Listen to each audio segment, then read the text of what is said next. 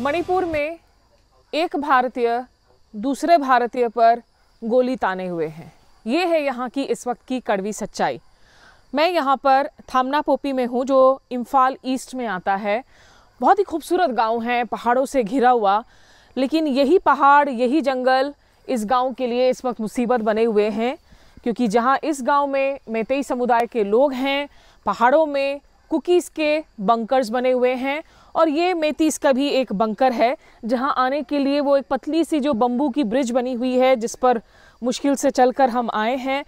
और ऐसा लगता है कि मानो आप एलओसी आए हैं, क्योंकि दोनों ओर जो विलेज डिफेंस बंकर्स बनाए गए हैं, उसमें कम उम्र के लोग, नौजवान एक दूसरे को देखते हैं बाइनोक्यूलर्स से। गोलीबारी चलती है, गोलीबारी होती है, एम्यूनिशन आ रहा है।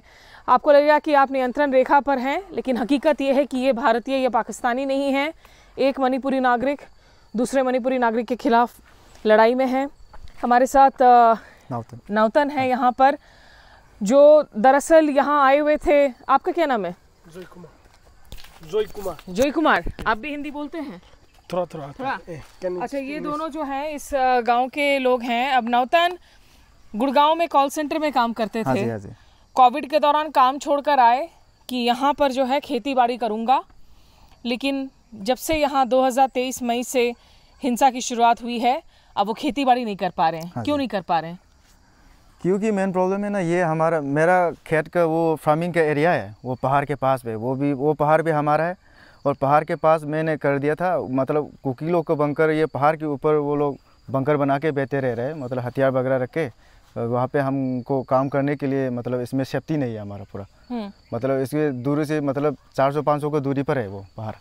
तो कितनी फ्रीक्वेंटली जो है गोलीबारी होती है? रात में क्या माहौल रहता है गांव में? बच्चे क्या यूज्ड टू हो गए हैं इस वायलेंस से? पूरा इस वायलेंस से तो सबको मतलब पूरा टेंशन में हो गया था। मतलब ऐसे कब फायरिंग होगा ऐसे सोच के ना पूरा टेंशन में हो गया था सबको। ये रात को मतलब वो लोग रात को ज़्यादा गोली चलाता है हमको। रात होने से पहले से खाना खा के बच्चे मतलब लड़की लोग सब दूसरे जगह पे सोने के लिए जाता है, सेफ्टी जगह पे। और जो सुबह आएगा लड़का लोग तो यहाँ पे रुकेगा। ऐसे ही है। रात को तो पूरा खतरनाक है। और इससे लोगों की ज़िंदगियों पर असर पड़ रहा है। जाने तो जा ही नहीं है, लेकिन नौकरियां नहीं मिल पा रही हैं, युवाओं को बेरोज़गारी का सामना करना पड़ रहा है। जाहिर सी बात है कि हर कोई सरकारी नौकरी तो कर नहीं सकता। प्राइवेट सेक्टर में जैसे ये जनाब, ये टीचिंग का काम करते हैं। कहाँ पढ़ाते हैं आप? मैं इमानुएल स्कूल में हाई स्कूल करता है, एंड 11-12 में संगायर सेकेंडरी एंड पोस्ट ग्रेजुएशन बिरंगोन कॉलेज में। पर आप जहाँ पढ़ा रहे हैं वहाँ अभी स्कूल चल पा रहा है? आपको फीस मिलती है, पैसे मिलते हैं for your teaching? I am not getting money for teaching because of this war. We are not able to teach to the student, because if this cookie is firing tomorrow, if today is firing cookie, then tomorrow is holiday. That's why we are not able to continue the class because of this war. युद्ध की वजह से जो है लोगों की ज़िंदगियां बिल्कुल पटरी से उतर गई हैं। इन्होंने भी करीब 7 लाख रुपए बचाकर 1 एकड़ ज़मीन खरीदी, उसमें और पैसे खर्च किए, लेकिन बहुत नुकसान का सामना करना पड़ा। आपको अपने सारे जो फार्मिंग कर रहे थे वो सब बेच देना पड़ा? हाँ जी, वो ज़बरदस्ती बेचना पड़ा मेरे को, क्योंकि वहाँ जाके मेरे को खाना भी खिलाना पड़ता है ना मेरे को, तो वो जाने का मौका भी नहीं मिला इसमें। तो जो पशु थे इनके पास में, डक्स, पिग्स, हाँ सब, वो उसको बेचना पड़ा मेरे को ज़बरदस्ती, वो भी आधा कम करके ना पैसे। तो बहुत नुकसान लोगों को हो ही रहा है। यहाँ जान माल का नुकसान है। देखिए, दिखने में ये इतना खूबसूरत हरा भरा ये क्षेत्र है। यहाँ से आगे अगर मैं पहाड़ों को देखूँ, उधर पाइन ट्रीज़ हैं, लेकिन उन बंकर्स से इस वक्त जब मैं बात कर रही हूँ, यहाँ रिपोर्टिंग कर रही हूँ, तो वहाँ के जो कुकीज़ हैं वो हमें देख रहे होंगे, हम पर नज़र डाल रहे होंगे। ठीक ऐसे ही हम कुकी वाले जो बंकर्स हैं उसमें मैं गई भी थी पिछले साल सितंबर में, एक बार फिर से जाऊँगी। इनको विलेज डिफेंस कमिटीज़ के नाम दिए गए हैं, क्योंकि मणिपुर बढ़ चुका है। ये दो समुदाय, आप अगर इम्फाल में हैं, घाटी में हैं, जहाँ पर मेजॉरिटी मैतेई समुदाय हैं, यहाँ पर कुकी के लोग नहीं घुस पाते हैं। और जो कुकी डोमिनेटेड क्षेत्र हैं, जो हिली एरियाज़ हैं, ट्राइबल एरियाज़ हैं, वहाँ मैतेई लोग नहीं जा पा रहे हैं।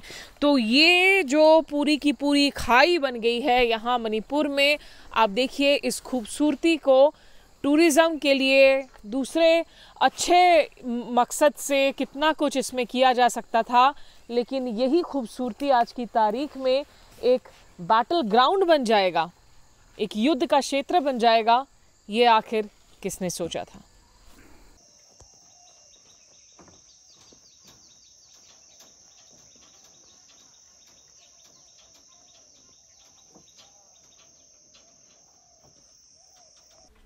मणिपुर में दर्द ख़त्म होने का नाम नहीं ले रहा और दर्द के ताज़ा निशान हर ओर नज़र आ रहे हैं। वो बहुसंख्यक मैतेई समुदाय हो या फिर जो ट्राइबल समुदाय हैं कुकीज़ के, जहाँ जाते हैं वहीं दर्द, पीड़ा, प्रताड़ना की नई कहानियाँ सुनने को मिल रही हैं। 18 महीनों से ज़्यादा का वक्त हो चुका, लेकिन अब तक जो मौत का सिलसिला है, जो लोगों की जान जाने का सिलसिला है या विस्थापितों का सिलसिला है, वो जारी है।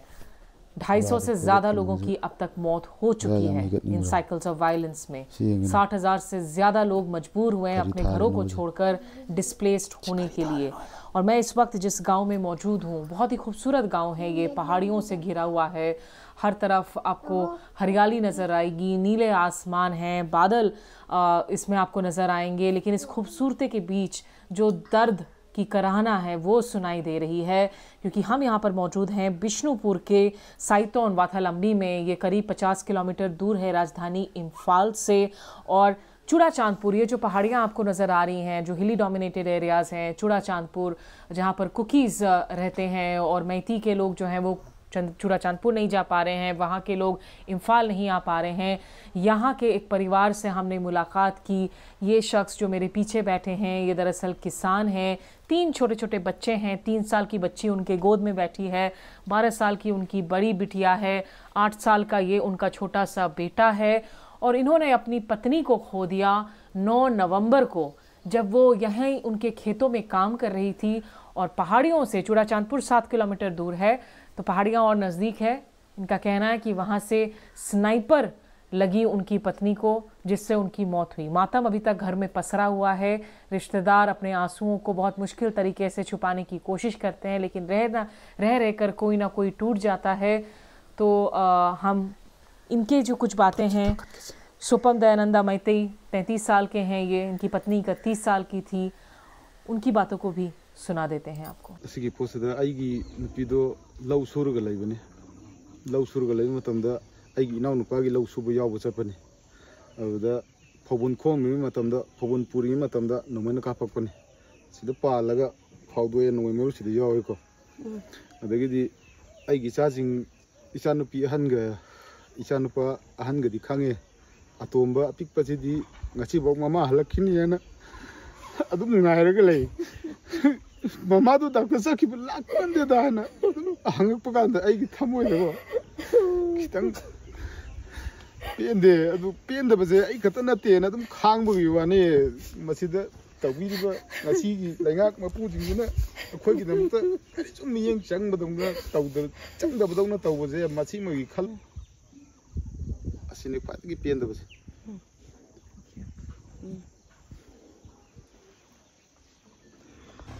इम्फाल से 45 किलोमीटर दूर मोरंग के इस कॉलेज में हैं हम। यहाँ के मल्टीपर्पज़ हॉल को एक मेकशिफ्ट टेम्पररी कैंप में तब्दील किया गया है। करीब 500 लोग यहाँ पर जो मैती समुदाय के लोग हैं, चूड़ाचांदपुर में अपना घर बार छोड़कर भागने को मजबूर हुए हिंसा के बीच में, वो आकर रह रहे हैं। बिंदे यहाँ पर ऑर्गेनाइजिंग कमेटी की सेक्रेटरी हैं। बिंदे, बताइए आपको कि यहाँ पर तमाम परिवारों को, महिलाओं को क्या मुश्किल हो रही हैं? महिलाओं के लिए स्पेशली वो नहीं है, क्या बोलते हैं, स्टेफी, सैनिटरी नैपकिन्स नहीं है, तो मेंस्ट्रुअल हाइजीन की बहुत मुश्किल हो रही है। मुश्किल है, बहुत मुश्किल है ये तो। और ऊपर से यहाँ का जो बीमारी, तो हर सीजन की बीमारी तो होता रहता है, बीमारी तो बहुत होता है, पर उसके उन लोगों के पास तो पैसे भी नहीं है दवाई खरीदने के लिए। तो दवाई सरकार से दवाई देते हैं, पर मुश्किल है, दवाई तो पूरा नहीं देते हैं। डॉक्टर्स यहाँ आते हैं, इनको हॉस्पिटल जाना होता है, उसका खर्चा सरकार उठा रही है? खर्चा तो सरकार उठाते हैं, पर उससे कंप्लीट नहीं होता, क्योंकि एक बीमारी में तो 2000-3000 के ऊपर होता है। वो तो नहीं होता है। सरकार के लोग एक लिमिट होता है, तो लिमिट के हिसाब से वो चलता है। बिंदी, ये जो अंदर जो बॉक्सेस बनाए गए हैं, ये प्लास्टिक हैं, पॉलीथीन है? कितने लोग एक एक बॉक्स में रह रहे हैं? एक एक बॉक्स में एक फैमिली रहते हैं। एक फैमिली में 6 लोग रहते हैं, 7 लोग रहते हैं, 5 लोग रहते हैं, ऐसे अलग अलग है। और ये ज़मीन पर ही सो रहे हैं? ज़मीन पर ही है। उनका बिस्तर 2 बिस्तर रहते हैं। 2 बिस्तर के ऊपर 5 लोग या 4 लोग या 6 लोग ऐसे ही सोते हैं। कंबलों की भी दिक्कत है, ब्लैंकेट्स भी? हाँ, कंबल भी एक कंबल ने 2 कंबल ने 6 लोग सोते हैं, ऐसे ही। बिंदी, आपको कोई उम्मीद है कि ये लोग कभी अपने घर जल्दी वापस जा सकेंगे? वो तो उम्मीद नहीं है। उम्मीद नहीं है, ना उम्मीद है। देखिए, ये विंटर्स आ चुके हैं, यहाँ पर तापमान गिरने लगा है। हम मोटे जैकेट पहनकर ज़रूर आए हैं, लेकिन यहाँ अंदर बिस्तर अवेलेबल नहीं है। ज़्यादातर यहाँ पर जो महिलाएं आपको नज़र आ रही हैं, अपने घर को छोड़कर हिंसा के बीच में जिस तरीके से अपनी ज़िंदगियों को छोटे सूटकेस में और डिब्बों में पैक करके आने के लिए मजबूर हुई, तो यहाँ अंदर की जो सूरत हाल है वो भी आपको दिखा देते हैं। जिस कमरे का जिक्र किया, देखिए सारे अपने अपने घर छोड़कर जो हैं एक एक छोटे कमरे में आ रहे हैं, और यहीं पर सारे सामान जो है समेट कर रखा हुआ है। तो एक एक परिवार इस तरीके से एक एक जो बॉक्स बनाया हुआ है। 2 परिवार हैं। अच्छा, 2 परिवार है। आप हिंदी बोलती हैं? नहीं बोलते? कहाँ से आप? चूड़ाचांदपुर। कभी वापस जा पाएंगे आप चूड़ाचांदपुर? नहीं जा पाएंगे। कितने लोग रहते हैं यहाँ? 6-7? 4 आदमी रहते हैं। हम लोग 2 और ये लोग 4-6। अच्छा, तो 6 लोग हैं टोटल। मतलब ये सामने वाले कमरे में 2 हैं, पीछे वाले में 4 हैं। आप किस हालत में घर छोड़कर आई थी? कब से हैं आप यहाँ पर? मैं 3 तारीख को। मई 3 को। क्या हुआ था उस वक्त? सब जला दिया घर हम लोग का, और बंदूक मार के। ये लोग तो आशा वाला बंदूक पकड़ते हैं, हम लोग तो हाथ में बंदूक भी नहीं है, कुछ नहीं। ये लोग तो कितना आशा वाला बंदूक क्या है। 4 आदमी की गोली लगी हम लोग का। आपको गोली लगी थी? नहीं, हम लोग को बच्चा लोग। हाँ, एक 3 पाँव में और एक इधर। और कितने बच्चे हैं आपके? हम लोग, मेरा 3 बच्चे हैं, 2 लड़की 1 लड़का। 2 लड़की 1 लड़का। तो यहाँ आप लोग बिना बिस्तर के ऐसे ही ज़मीन पर प्लास्टिक बिछाकर, गद्दे बिछाकर सो रही हैं? हाँ, क्या करेगा, हम लोग का जगह तो है नहीं है। ये लोग देता है सोने के लिए, और ये भी 1 साल हो गया। तो बच्चा लोग पढ़ाई कैसे कर रहे हैं? बच्चा लोग तो पढ़ाई सब खत्म, शादी हो गया। हाँ, पोता 2 है। तो खाना वाना यहाँ पर टाइम से आप लोग मिल पाता देता है? टाइम से देता है, खाना देता है, लेकिन दवाइयों की दिक्कत है। जैसा कहा कि महिलाओं के लिए सैनिटरी नैपकिन्स की जो है वो बहुत बड़ी मुश्किलात हैं। तो देखिए, जाहिर सी बात है, प्रिवेसी नहीं है। मतलब ऐसा नहीं है कि हर कोई एक दूसरे को जानता था। लोग मजबूर हुए हैं कि अपनी ज़िंदगियां जो उजड़ने के बाद आकर यहाँ इस तरीके से बसाएं। लेकिन जो हालात बने हुए हैं, अभी कोई कुछ नहीं कह सकता कि कब ये हालात सुधरेंगे, स्थिर होंगे।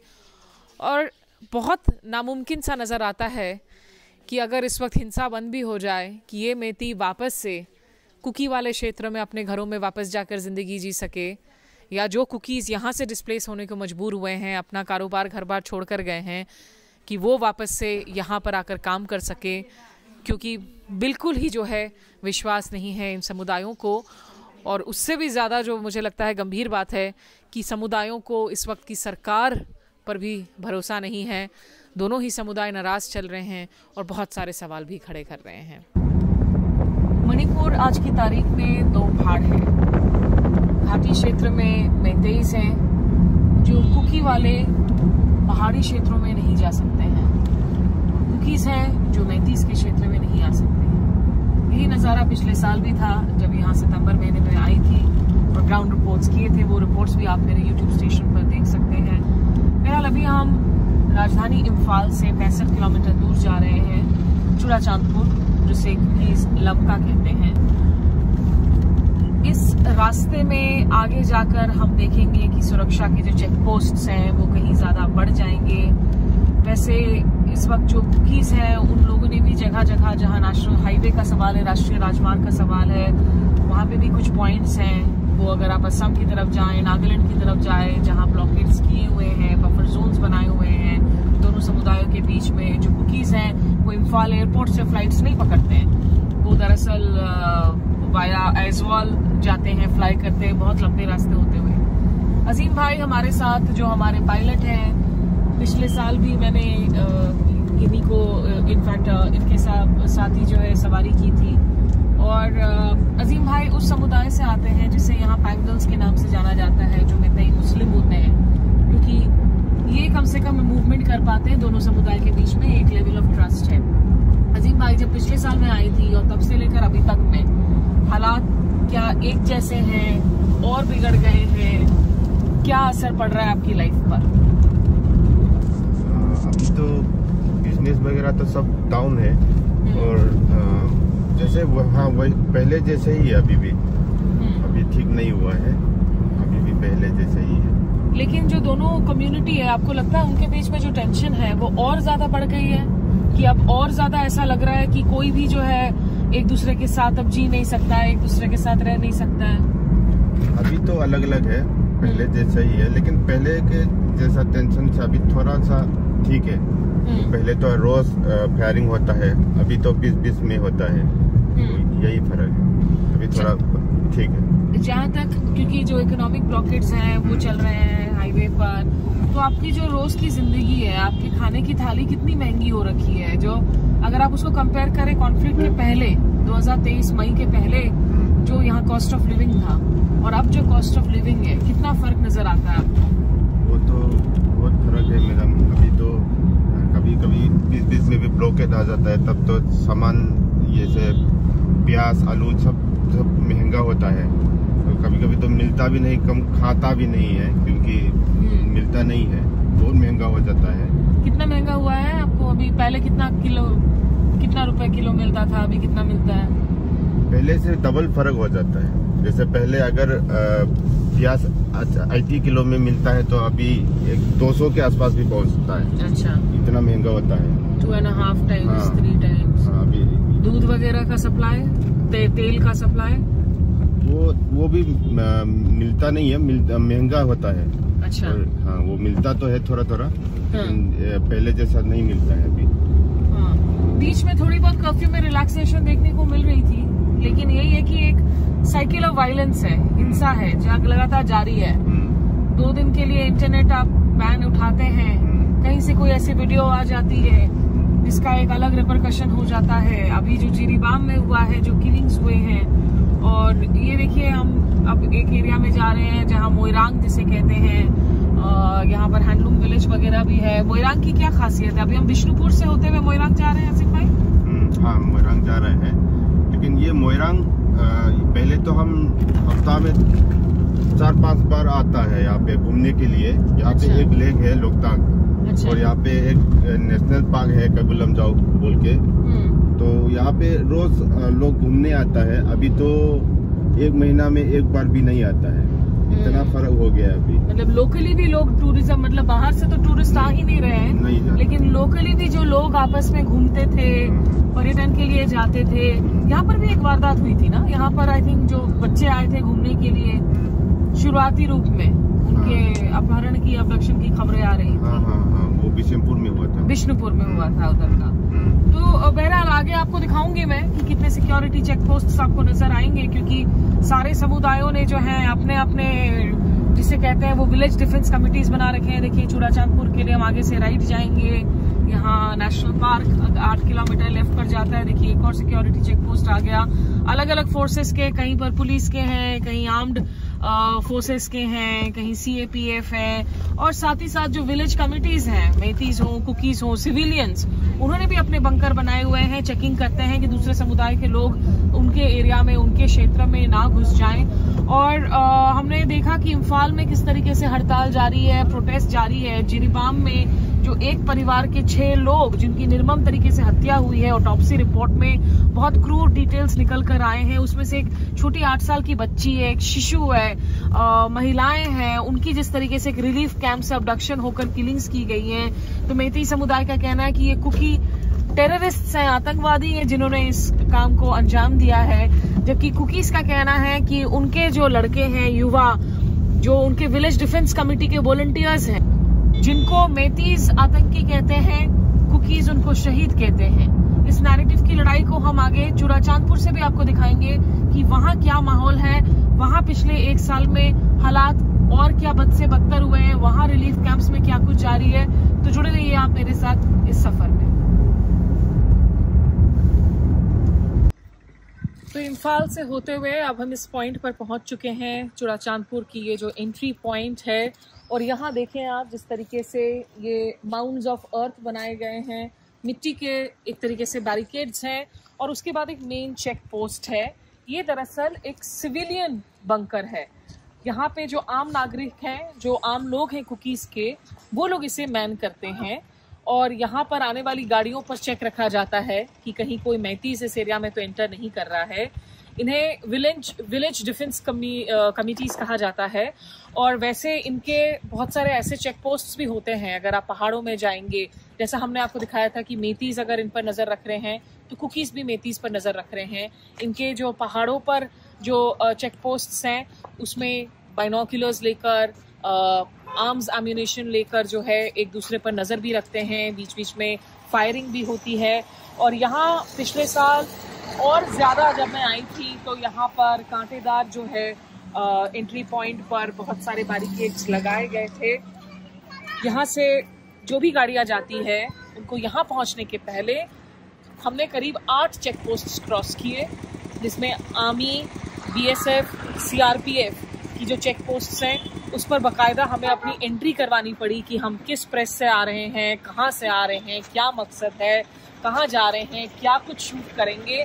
तो आर्म्ड फोर्सेस के तो अपनी चेक पोस्ट में ही, लेकिन समुदायों में इस वक्त इतना मिसट्रस्ट है कि एरियाज में घुसने के पहले आपको इन सिविलियन चेक पोस्ट से भी होकर गुजरना पड़ता है।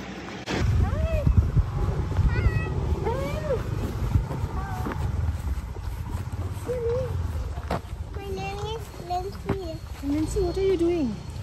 I'm fighting. Are you fighting with her? You're fighting? Are you a boxer? Huh? What are you girls playing? What are you girls playing? Kit Kit. Kit Kit. Look at you. You're the quiet one. I'll put lipstick here. I'll put lipstick on your cheeks. Huh? Hi. Hello. Where do you stay? Where do you live? There? Yeah. What are you all playing? 18 महीनों से ज़्यादा का वक्त हो चुका है। ये जो हिंसा जारी है, इसका असर अगर सबसे ज़्यादा किसी के लिए गंभीर है, चुनौतीपूर्ण है, तो वो है छोटे छोटे बच्चों के लिए। महिलाओं पर भी हर तरफ से जो है जुर्म की खबरें आई हैं, रेप के मामले हुए हैं, किलिंग्स हुई हैं। बहरहाल यहाँ रिलीफ कैंप्स में अभी भी बहुत सारे ऐसे परिवार हैं। हम चूड़ाचांदपुर में हैं, जो हिली एरियाज़ में हैं, जो कुकीज़ का क्षेत्र है।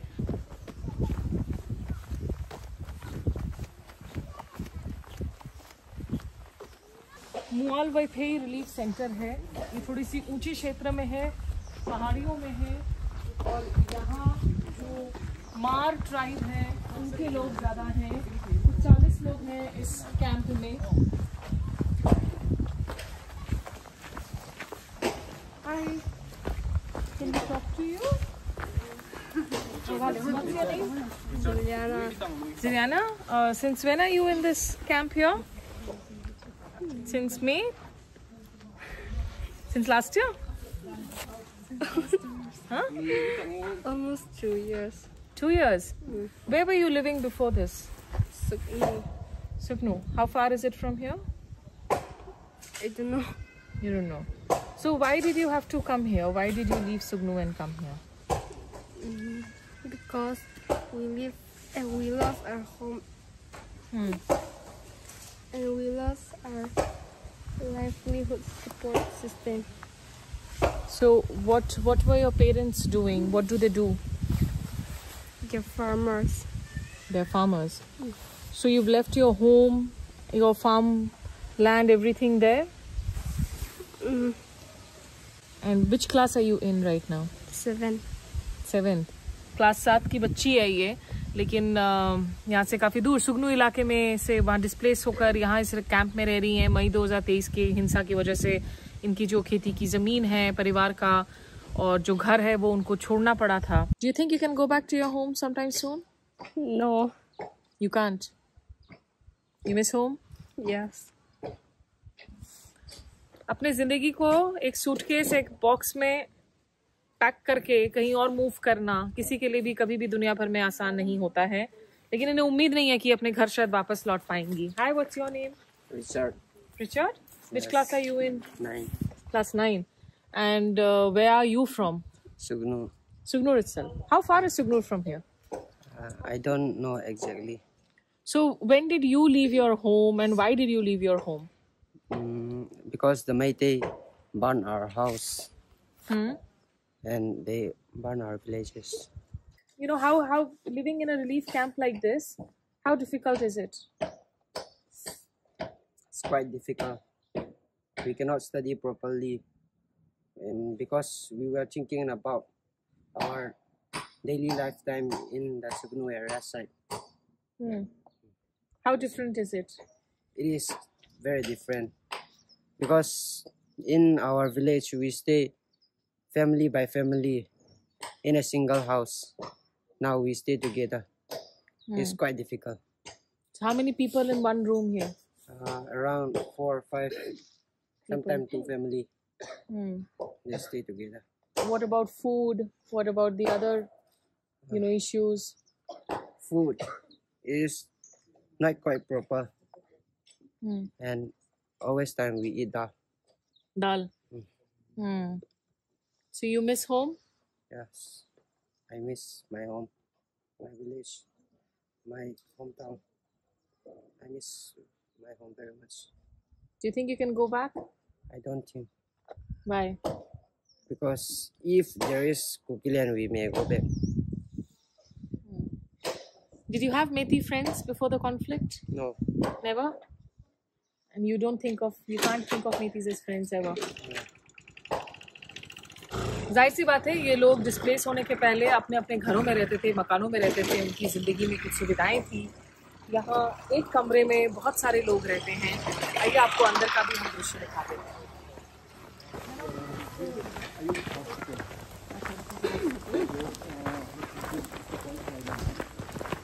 ये एक आयुष हॉस्पिटल है। हॉस्पिटल में इस वक्त जो विस्थापित हैं उनके लिए मेकशिफ्ट कैंप्स बनाए गए हैं और यहाँ प्रोविजंस वगैरह पहुँचने में भी काफ़ी बारी दिक्कत होती है क्योंकि हाईवेज़ में ब्लॉकेड है, आप एयरपोर्ट का इस्तेमाल नहीं कर रहे हैं। देखिए इस रिलीफ कैंप में जैसा आप देख रहे हैं चाइल्ड सपोर्ट सेंटर भी बनाया गया है क्योंकि बच्चे हैं, टीनेजर्स हैं और इनके लिए जो है बहुत ज़्यादा चैलेंजिंग हो जाता है। तो अंदर कमरे में जो है, आइए आपको दिखाते हैं स्थिति।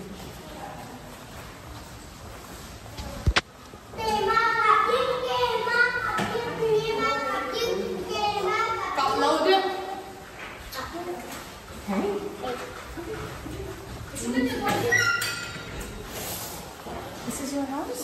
Yes.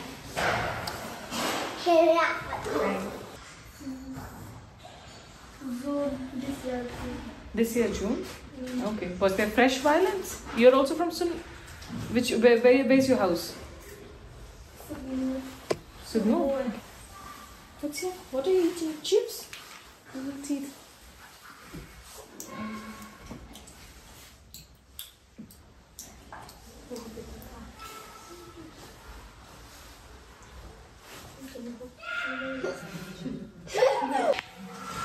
ये वो कमरा है जहाँ रिचर्ड रहते हैं। How many people stay here in this room? 4. 4 of you. And that's your whole family or somebody else's family? Somebody else's family. So you're sharing the room with somebody else. तो यहाँ पर जो है आप देख रहे हैं ये 2 बिस्तर हैं जिसमें मच्छरदानी लगाई हुई है और बहुत सारे ऐसे रिलीफ कैंप भी हैं जो इससे कहीं ज़्यादा कंजेस्टेड हैं जिनमें बहुत ज़्यादा लोगों को एक साथ रखा गया है। यहाँ कुछ लोग हैं जो इस साल जून में आए हैं, 2 बच्चियों ने कहा, क्योंकि जब जब ताज़ा हिंसा की साइकिल्स हो रही हैं तब तब और लोग विस्थापित हो रहे हैं। तो किसी भी कॉन्फ्लिक्ट में आप याद रखें, जिंदगियां जाती हैं, वहीं लोगों की नौकरियां जाती हैं, और लोगों की जो जिंदगियां हैं वो पटरी से उतर भी जाती हैं, क्योंकि एक डिस्प्लेस्ड होकर रहने के लिए आप सोचिए आपके पास कोई प्रिवेसी एज सच नहीं है और आप स्ट्रेंजर्स के साथ में कमरा शेयर करने को मजबूर हो रहे हैं। जिसे जो मिला वो अपनी सामान किसी तरीके से पैक करके लेकर आया है यहाँ।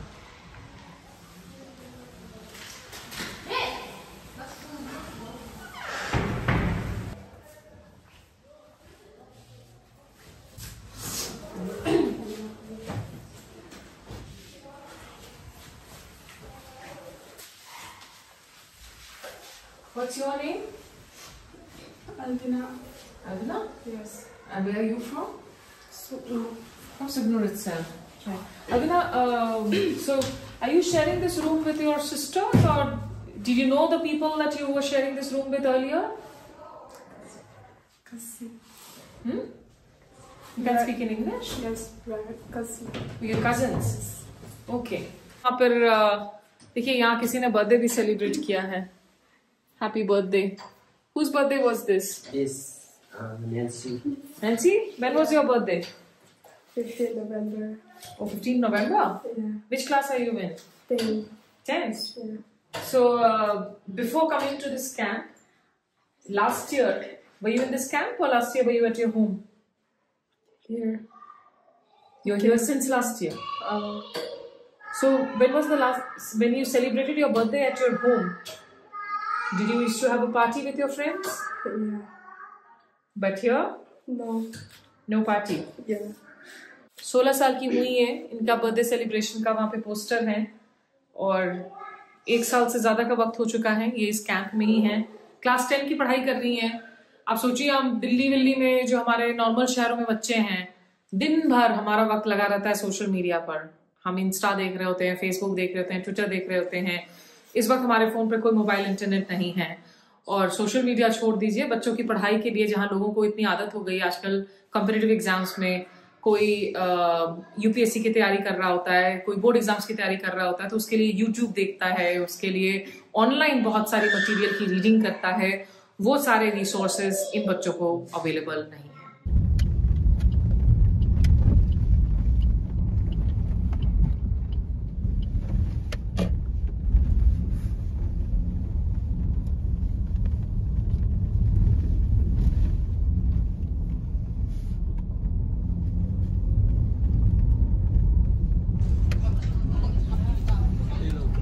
मणिपुर की राजधानी इम्फाल से 65 किलोमीटर दूर चूड़ाचांदपुर आए हैं। यहाँ जो डोमिनेंट कुकी ट्राइब्स हैं वो इसे लमका कहते हैं, और यहाँ आप देखेंगे बहुत सारे युवा जो बैठे हुए हैं, बुजुर्ग भी बैठे हुए हैं। दरअसल हम अस्पताल में हैं, और अस्पताल के हम मोर्चुरी के बाहर है, क्योंकि यहाँ लगातार हिंसा की जो साइकिल्स हैं वो रिपीट करती हुई नजर आ रही हैं अपने आप को। मई 2023 में जब यहाँ की मेजॉरिटी मैतीज और जो हिल ट्राइब्स हैं कुकीज के बीच में जब से जो लड़ाई की शुरुआत हुई, वो थमने का नाम नहीं ले रही है। और अभी कुछ दिनों पहले जो खबर आई कि 11 नवंबर को एक सीआरपीएफ की एनकाउंटर में 10 युवाओं की मौत हुई है। उनके पोस्टर्स यहाँ पर लगे हुए हैं। इन युवाओं को, जो यहाँ राज्य की सरकार है, बीरेन्द्र सिंह मुख्यमंत्री हैं, बीजेपी के नेता हैं, केंद्र में भी बीजेपी की सरकार है, सरकार कहती है कि ये दरअसल आतंकी हैं, ये मिलिटेंट्स हैं। लेकिन यहाँ आप देखेंगे इस मॉर्ग के बाहर महिलाएं, बुजुर्ग, पुरुष जो बैठे हुए हैं, क्योंकि इनकी प्रथा है, इनकी कस्टम है कि जो मारे गए लोग हैं, जब तक उनका अंतिम संस्कार नहीं होता तब तक आप अपने अपनों को अकेला नहीं छोड़ सकते हैं। और अभी चूंकि इनकी ऑटोप्सी हुई है, ऑटोप्सी रिपोर्ट आई नहीं है, इनके जो पार्थिव शरीर हैं वो परिवार वालों को अभी तक नहीं थमाए गए हैं। एक बुजुर्ग शख्स से हम यहाँ पर बात करते हैं। क्या नाम है आपका? मेरा नाम है सीके जो जी। ये 16 नवंबर से आप लोग यहाँ पर बैठे हुए हैं। क्या यहाँ लगातार लोग बैठे रहते हैं? अलग अलग गांव से आते हैं? क्यों बैठ रहे हैं, बताइए। बेटा इसलिए कि हम लोगों का जो 10 आदमी है उसको जो है मिलिटेंट का समझकर मारा है, इसलिए उनका मरा हुआ डेड बॉडी को जब तक हमको अलग से सेपरेट एडमिनिस्ट्रेशन नहीं मिलने तक हम लोग यहाँ बैठते रहेंगे। और सेपरेट एडमिनिस्ट्रेशन तक या जो बॉडी मिल जाएगी उनकी बेरियल के बाद आप लोग यहाँ से जाएंगे? बॉडी तो अभी यहाँ में रखा हुआ है, उसका दुख है हम लोग, इसलिए जब तक फैसला नहीं होने तक जो है उसका जब फैसला हो जाएगा तो डेड बॉडी को भी हम लोग ने उसको अंतिम संस्कार बनाएंगे। इस क्षेत्र में आपको ये भी बता दें कि एक कॉफिन मार्च भी निकाला गया था, एक सिंबॉलिक कॉफिन मार्च, जब इनकी हत्या की खबर आई थी, जहां खाली कॉफिन लेकर लोगों ने जो है मार्च किया था। इनको मिलिटेंट्स बता रहे हैं, स्टेट गवर्नमेंट कह रहे हैं कि ये आर्म्ड थे, एम्यूनेशन इस्तेमाल कर रहे थे। आपका क्या कहना है इन लड़कों के बारे में? इनको जो है मिलिटेंट नहीं है, असली में गांव को देखभाल करने वाला वॉलंटियर है, तो वो मिलिटेंट नहीं है हम लोग की तरफ से। वो जो है गांव का संभालने की देखभाल करने के लिए रखा हुआ जवान है। और क्योंकि जिरीबाम में एक और वाकया हुआ है जिसमें एक परिवार के 6 लोग मारे गए हैं, उसमें बच्ची भी है, शिशु भी है, वो मैती परिवार था रिलीफ कैंप से। ये जो साइकिल ऑफ वायलेंस है और उसके लिए कुकीज को ब्लेम किया जा रहा है कि कुकीज ने उनकी हत्या की है, ये साइकिल ऑफ वायलेंस कैसे रुकेगा sir?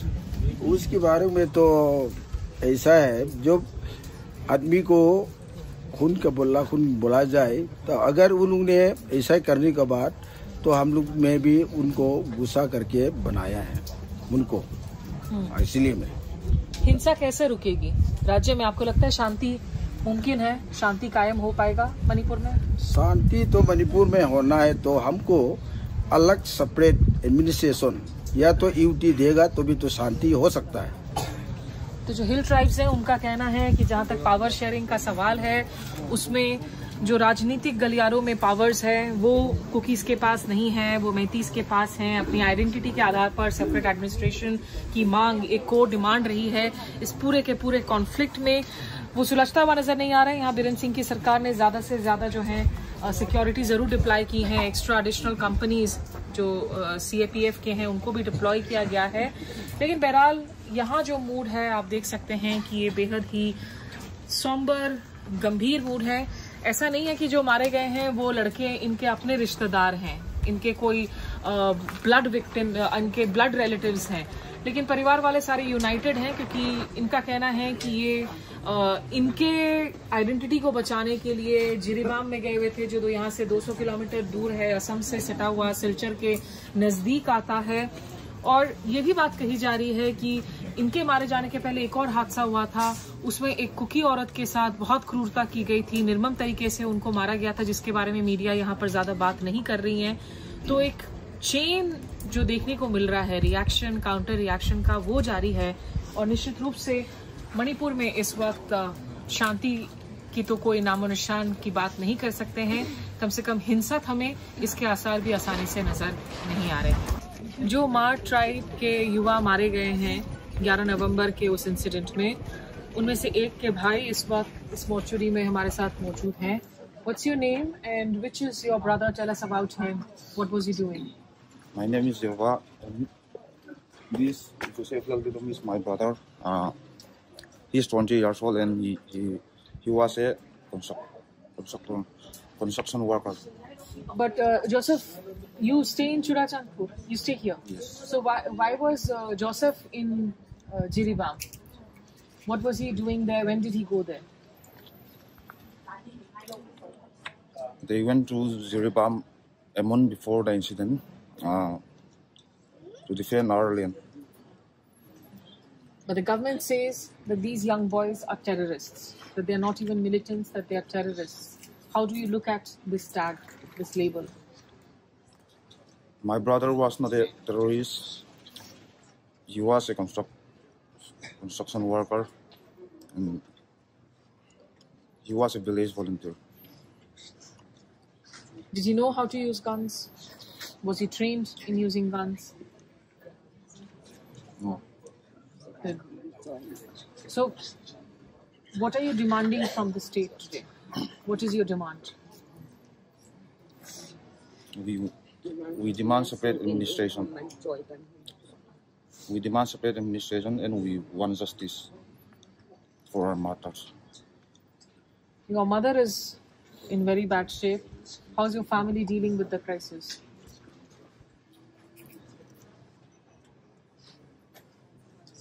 My mother is sick. My mother is sick. It's hard for us to deal with this. कह रहे हैं कि बहुत मुश्किल है परिवार के लिए इस क्षण में, और इनकी माँ की हालत भी बहुत ख़राब है। रो रो कर उनकी चीख पुकार की जो आवाज़ें हैं वो अभी यहाँ पर सुनाई दे रही थी।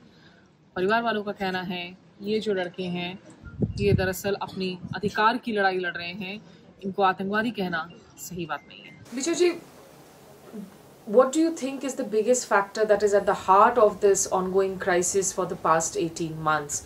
Is it really a historical, is it the allegation that the tribals do not enjoy a fair distribution of power sharing, or is this purely a political problem at this point in time?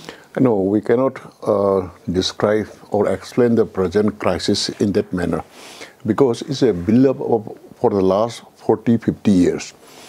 Because since Manipur obtained statehood in 1972, 21st January, so far we have not seen any good chief minister, efficient government, maybe Congress or local party or BJP. Because they have left the administration, they have confined the administration only in the valley. The hill areas were mostly left out. They have their own elected member, they have their share of central budget and all this thing. But another second point is the corruption. So the hill areas, by default of successive state government, it has become a very fertile ground for this lawless these elements.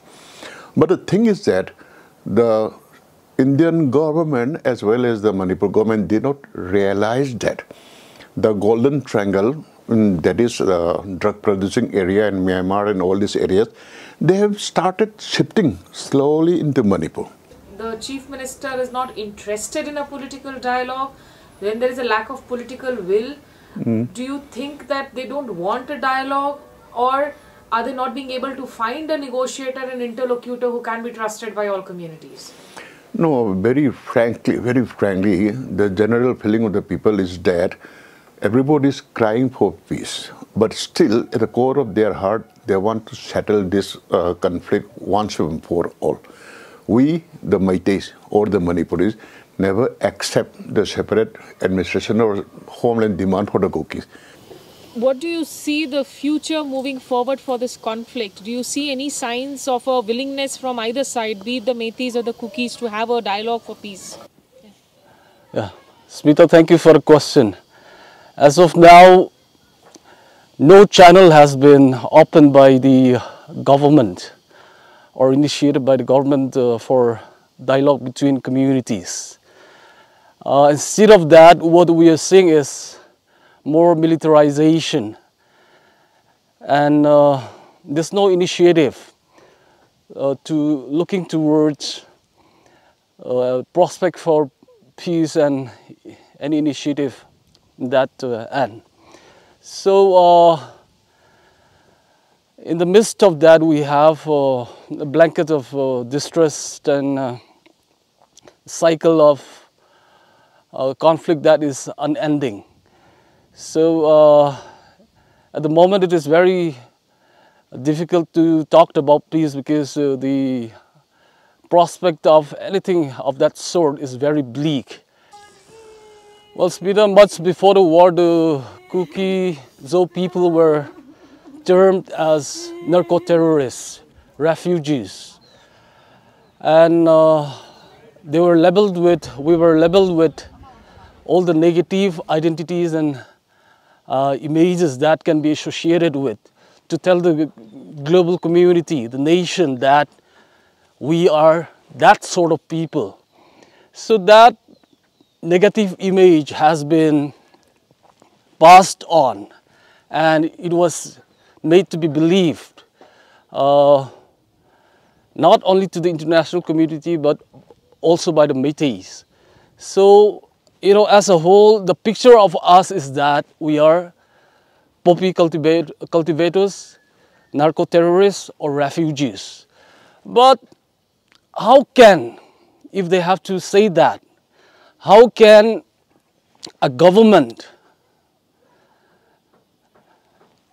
have a suspension of operations with groups, armed groups that they termed as narco-terrorists? If that is, it is the responsibility of the government to justify or explain that. Is your business down? Is your livelihood impacted? Is it difficult for you to even earn enough to keep the family going?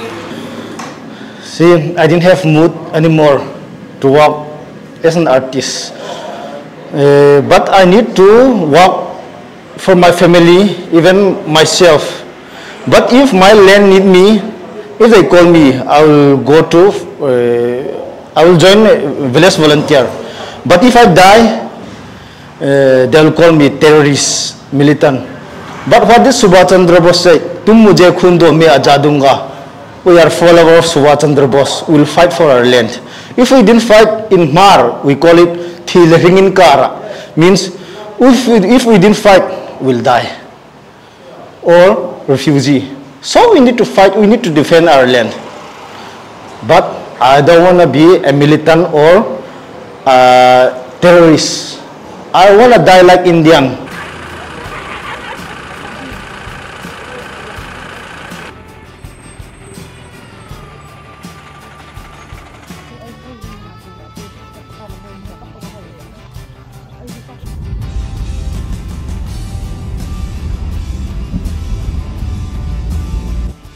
Bureau journalist मेहरबान के साथ मैं स्मिता शर्मा।